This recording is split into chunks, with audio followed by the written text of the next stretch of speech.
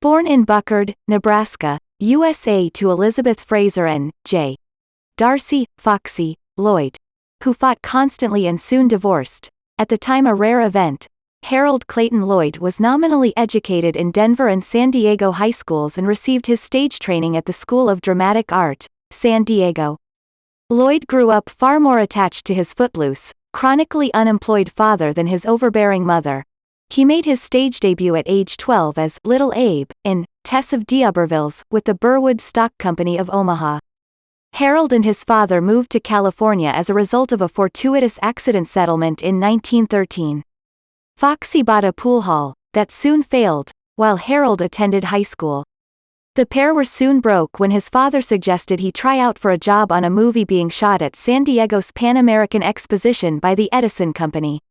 On the set he first met Hal Roach, who would be the most influential person in his professional life. Roach, admittedly a poor actor, told Lloyd that someday he'd be a movie producer and he'd make him his star. Soon afterward, Roach inherited enough money to begin a small production company, Fun Films, quickly renamed Rollin, with a partner who he soon bought out, and contacted Lloyd to star in the kinds of films he wanted to make: comedies. On the basis of a handful of self-produced shorts starring Lloyd, he managed to land a production contract with the U.S. branch of the French firm, Path, who literally paid road by the exposed foot of film on what films were accepted.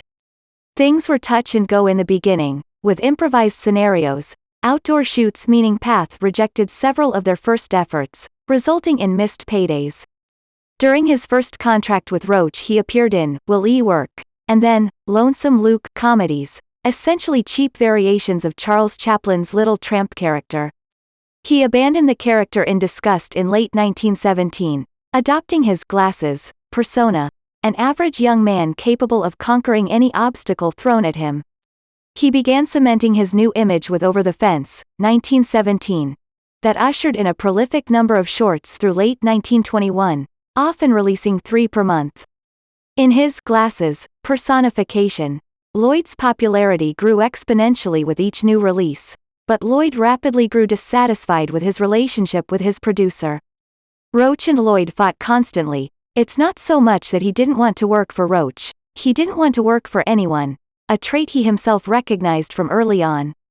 To be fair, Roach was increasingly preoccupied with other stars. The Our Gang series was launched to huge success in 1922, and he also produced Snub Pollard shorts, among others, and although he would always resent Lloyd's attitude and ultimate defection to Paramount, the loss of his major star wouldn't financially cripple him. Lloyd had his own quirks. He fell in love with his first co-star Bebe Daniels, who left him after it became apparent he was unable to make a commitment. However, the two would remain lifelong friends. Lloyd, in his own way, was decidedly complex.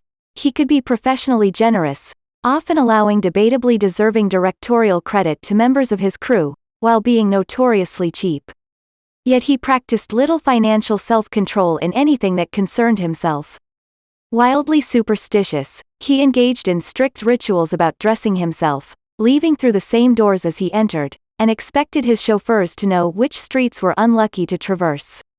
As his finances improved with age, he happily indulged himself with a myriad of hobbies that would include breeding Great Danes, amassing cars, bowling, photography, womanizing, and high-fidelity stereo systems.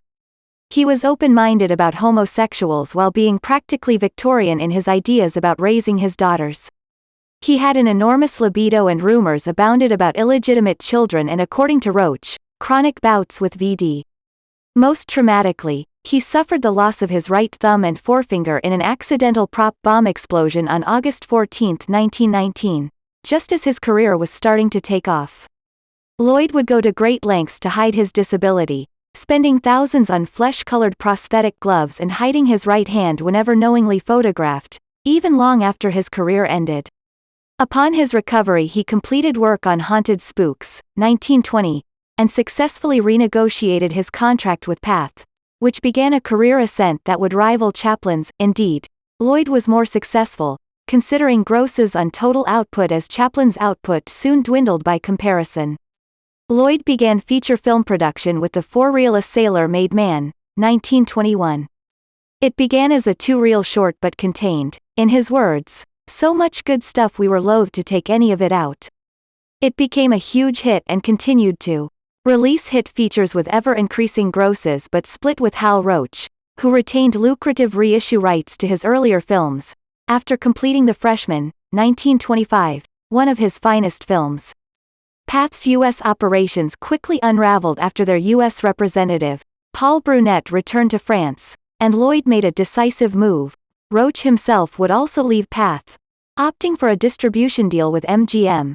Mack Sennett, also distributed by Path, would be financially ruined.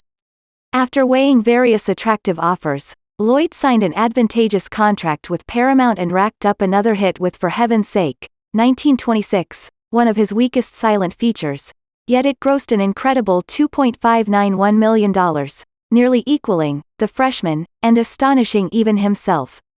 Lloyd could do no wrong throughout the 1920s. He consistently earned at or near $1.5 million per film with his Paramount contract, and seemed invincible. He married his second co-star Mildred Davis on February 10,